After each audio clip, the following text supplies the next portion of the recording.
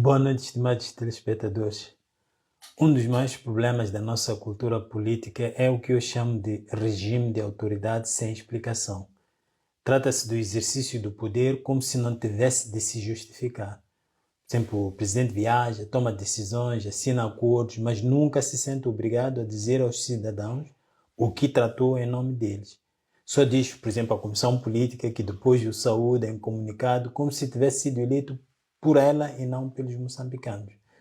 À primeira vista, pode parecer um detalhe secundário. Afinal, os boletins de imprensa e os noticiários já mostram imagens, mostram discursos protocolares e frases feitas sobre cooperação e amizade. Mas, na verdade, a ausência de explicação é profundamente corrosiva. Sem transparência, os cidadãos são deixados à mercê de rumores e desconfianças.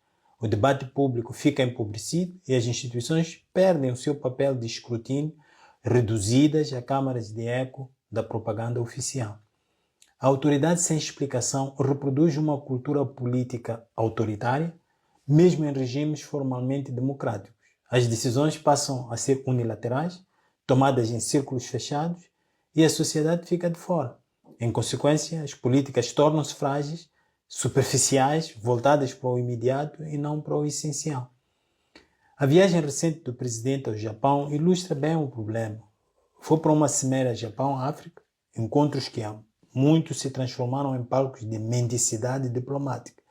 Os líderes africanos são tratados como beneficiários de promessas de investimento e ajuda, mas raramente como parceiros estratégicos.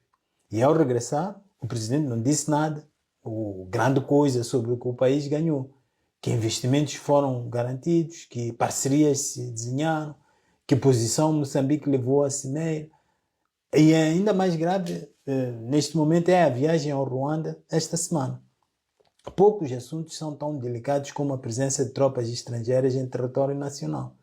As forças ruandesas operam no norte de Moçambique ao abrigo de um acordo que nunca foi discutido no Parlamento nem explicado ao público. Quem financia essa presença? Quais são os compromissos políticos e econômicos associados e que limites temporais e operacionais foram definidos? Estas são questões vitais para a soberania e para o futuro do país. E a visita a Kigali seria um momento ideal para clarificar tudo isto aqui. Mas como vimos, o presidente emitiu um comunicado vazio de conteúdo, pois não aborda as questões centrais de saber o que o país está a ganhar para eliminar os problemas que o tornam dependente daquela ditadura. Estamos, portanto, perante a consolidação de um modelo perigoso de decisões graves tomadas à porta fechada, sem explicação ao povo, em nome de quem se age.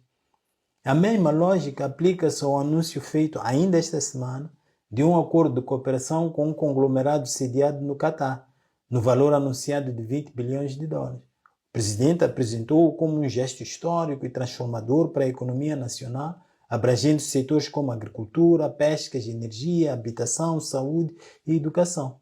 Mas o anúncio levanta perguntas cruciais, como por exemplo, se trata de investimento direto ou de novos empréstimos, quem garante o financiamento, quais são os cronogramas, as responsabilidades e contrapartidas, etc. Ninguém sabe isto. A nossa história recente recomenda cautela. Não é a primeira vez que promessas milionárias acabam por se diluir em atrasos, incumprimentos, cadeia e encargos pesados para o Estado. É aqui que a retórica presidencial de fazer diferente para ter resultados diferentes revela o seu paradoxo. Fazer diferente devia implicar explicar o que se está a fazer para que os cidadãos possam distinguir o presente do passado. Resultados diferentes exigem prestação de contas para que a sociedade avalie se de facto há mudança. Sem explicação, o slogan perde credibilidade e torna-se apenas mais uma fórmula propagandística.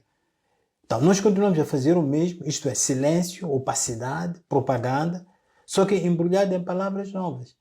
Um verdadeiro exercício de liderança política não se mede pelo número de viagens, pelos montantes anunciados ou pelas fotografias com líderes estrangeiros. Mede-se pela disposição em prestar contas. E o poder republicano não é propriedade privada, é mandato público. Explicar o que se faz fora do país, os acordos que se assinam e os compromissos que se assumem é parte da responsabilidade para com os cidadãos que legitimam esse poder. Nós, se quisermos de facto fazer diferente, o primeiro passo é romper com o regime de autoridade sem explicação. Só assim poderemos criar confiança, fortalecer a democracia e assegurar que as grandes decisões nacionais não sejam segredos guardados entre quatro paredes, mas compromissos assumidos perante todos. Mais uma vez, boa noite e até a próxima semana.